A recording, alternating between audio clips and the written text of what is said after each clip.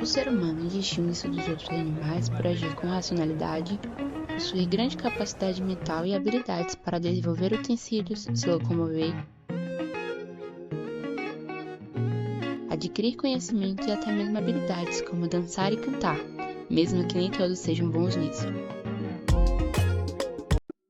As pessoas têm a capacidade de sobreviver ao mundo ao seu redor graças a um bom funcionamento de um grande e complexo conjunto de sistemas que formam o corpo humano. O grande maestro que rege com excelência esse espetáculo, que é o funcionamento do corpo, é o coração. O coração humano tem a função de bombear sangue para todos os órgãos, permitindo assim que a máquina humana funcione de forma complexa e eficaz, de forma que simultaneamente tudo funcione em equilíbrio, o que chamamos de homeostasia. Essa bomba de aproximadamente 300 gramas se localiza dentro da caixa torácica, entre os pulmões e na parte posterior do osso externo. Com seu posicionamento oblíquo, o órgão está na parte central do tórax, com uma leve inclinação para a esquerda. Diferente do que as pessoas pensam, o coração está bem longe de ser assim ou até mesmo assim. Ele é um órgão extremamente complexo. Sua anatomia é dividida basicamente em átrios, esquerdo e direito, e ventrículos, esquerdos e direito. Átrios e ventrículos são cavidades onde o sangue fica armazenado durante o ciclo cardíaco. Além disso, a anatomia do coração humano é composta por válvulas mitral e tricúspide, que são átrio-ventriculares, e as válvulas troncopulmonar e válvula da aorta, que são válvulas semilunares. Essas válvulas têm uma função muito importante, que é impedir o refluxo do sangue, ou seja, fazer com que o sangue tenha um fluxo unidirecional. Além dos átrios e ventrículos e das válvulas que falamos, temos também na anatomia do coração vasos sanguíneos, que são muito importantes no transporte do sangue. Temos os vasos sanguíneos que trazem sangue dos órgãos ao coração, que são as veias e vênulas, e os vasos sanguíneos que carregam sangue do coração para os órgãos, que são as artérias e arteríolas. As principais artérias presentes no músculo cardíaco miocárdio são as artérias aorta, saindo do ventrículo esquerdo, e pulmonar, saindo do ventrículo direito. Já as principais veias presentes no coração são as veias cava, superior e inferior, chegando ao átrio direito, e as veias pulmonares, esquerda e direita, chegando aos átrios respectivos.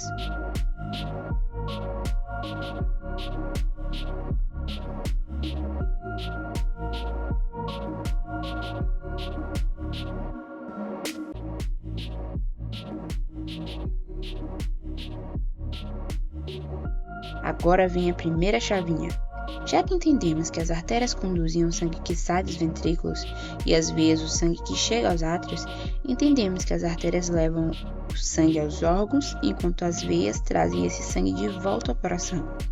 E ainda que os átrios, que recebem sangue das veias e os levam aos ventrículos, que expelem o sangue das artérias e o levam ao corpo, é importante ressaltar que existe uma quantidade enorme de vasos sanguíneos em todo o corpo, para que o sangue bombeado pelo coração atinja os órgãos que estão operando. Assim, esses vasos podem ser classificados. Podem ser artérias, arteríolas, artérias de menor calibre, veias, vênulas, veias mais finas, e capilares, que são redes de vasos finos responsáveis pelas trocas gasosas e de nutrientes no sangue para os tecidos.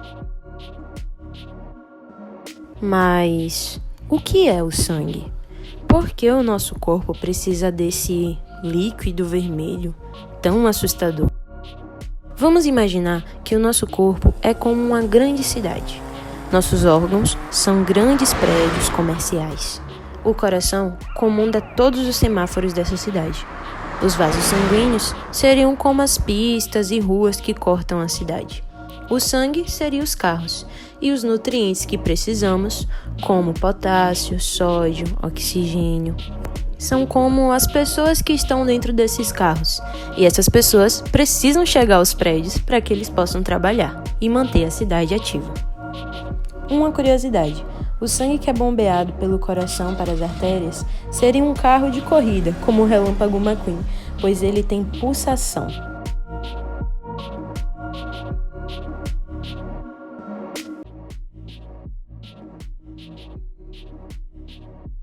O sangue transporta tudo o que precisamos. água, nutrientes e até mesmo oxigênio que os nossos pulmões tanto trabalham para captar, mas isso é assunto para outro vídeo. O sangue é dividido em uma parte líquida composta por água e sais minerais chamada de plasma, por células sanguíneas e plaquetas. As células sanguíneas possibilitam as funções básicas para a vida humana.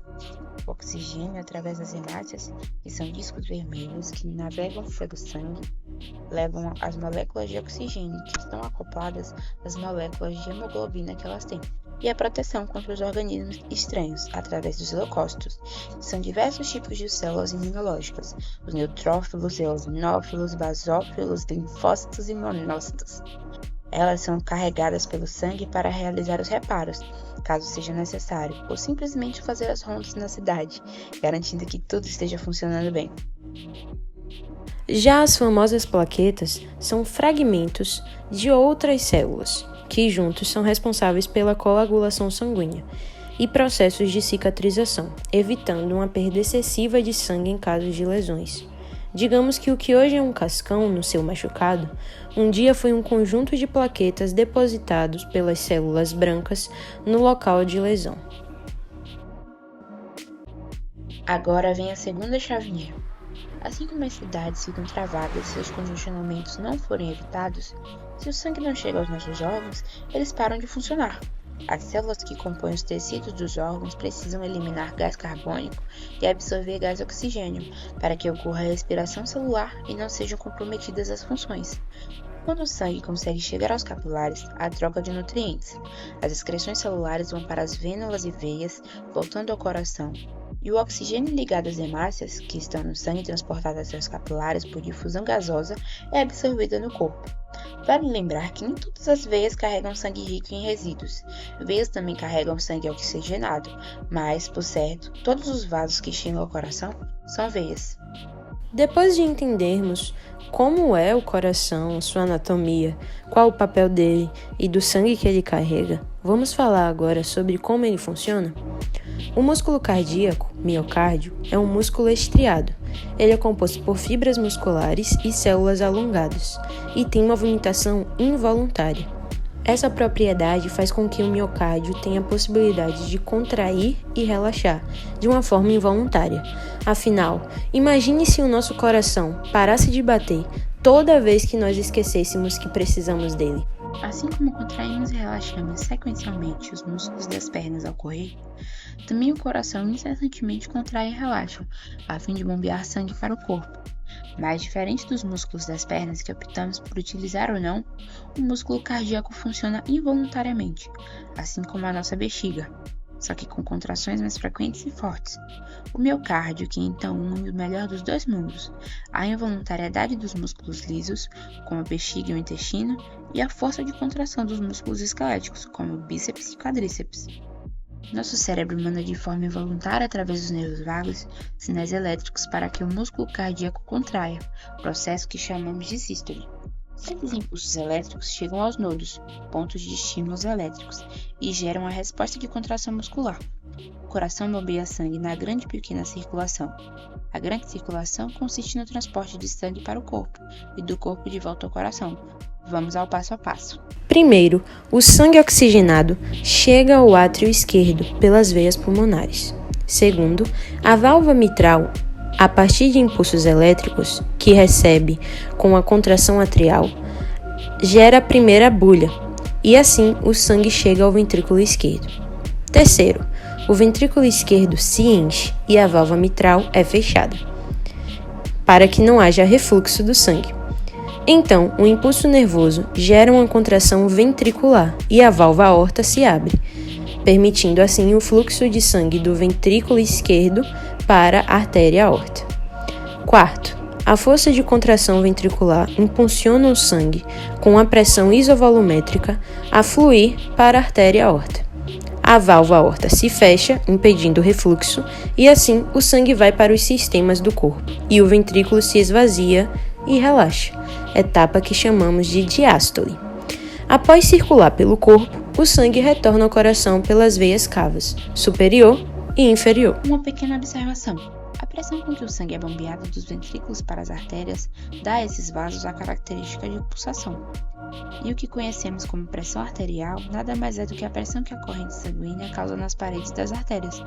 Se ela for muito alta, pode causar o rompimento do vaso e hemorragias, mas se ela for muito baixa, não será viável as trocas gasosas nos capilares, visto que a diferença de pressão dentro das artérias é essencial para impulsionar os gases e os nutrientes a serem absorvidos. Já na pequena circulação, em que o sangue vai do coração para os pulmões e dos pulmões para o coração, acontecem as seguintes etapas. Primeiro, o sangue chega ao átrio direito pelas veias cavas superior e inferior. Esse sangue que já correu por todo o corpo e está de volta ao coração.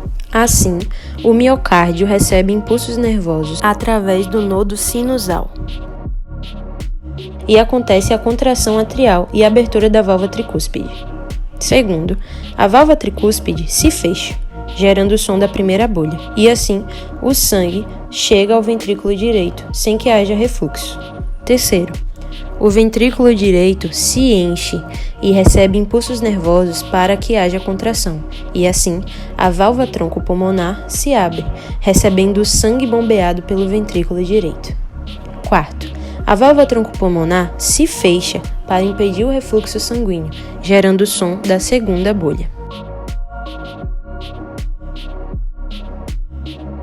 Quinto, o sangue rico em CO2, que foi trazido pelas veias cavas superior e inferior, é bombeado aos pulmões por meio da artéria pulmonar.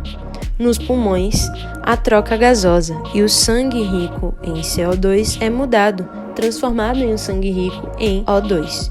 Esse processo é chamado de hematose e ocorre nos alvéolos pulmonares. E assim, esse sangue retorna ao coração por meio das veias pulmonares e vai para a grande circulação. Tanto a pequena como a grande circulação ocorrem de forma simultânea, constante e em um sistema fechado. Nosso coração faz uma reciclagem constante do nosso sangue, tornando-o funcional ao corpo. O sistema cardiovascular é complexo, completo e fascinante. O coração, junto com os vasos sanguíneos e o sangue, nos mantém vivos desde a microescala até as extensões macro, dentro da existência humana.